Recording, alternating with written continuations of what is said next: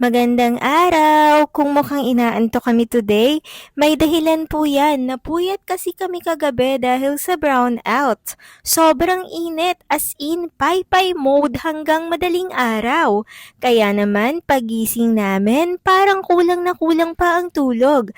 Kaya, ang unang stop namin today, magpalamig muna sa loob ng sasakyan. Aircon muna bago mag-isip ng mga susunod na gagawin. Habang nagpapalamig, napag-usapan namin na kailangan na talaga naming maghanap ng solusyon para sa mga brownout. Naisip naming bumuli ng solar setup na pwedeng gamitin agad, yung battery na may inverter at high capacity, para handa anumang oras mawala ng kuryente.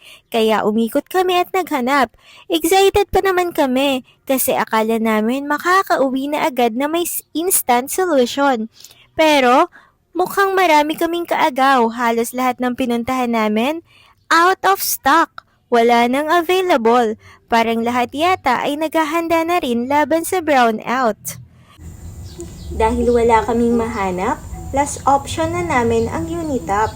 Sabi namin kahit rechargeable fan na lang para may panlaban man lang sa init. Pero pagdating doon, sold out din. May nakita pa kaming fan na pwedeng i-connecta sa power bank. Medyo umasa na kami kaso wala na rin silang available na power bank. Kaya imbis na brownout solution ang maiuwi namin, dinosaur toy ang nabili. At syempre, paint set para kay AA. Talagang iba ang takbo ng shopping trip na ito. Pagbalik namin sa sasakyan, ramdam na ramdam pa rin ang puyat. Kaya habang nasa biyahe, nag-check out na lang ako ng fun sa TikTok shop. Bahala na! Abangan natin kung effective ba o isa na naman itong budol purchase. Bago pala kami dumiretso sa Jollibee, dumaan muna kami sa bagong kalsada kung saan madadaanan ng LTO at BIR office at ang labas ay sa may bandang MMG Hospital. Kahit maiksi lang ang kalsadang yon, sobrang na-enjoy namin ang biyahe. Maluwag ang daan, walang traffic at ang ganda ng paligid. Puro luntian ang tanawin kaya nakaka-relax tingnan. Ang sarap lang mag-drive habang pinagmamasdan ng mga puno at bukas na espasyo.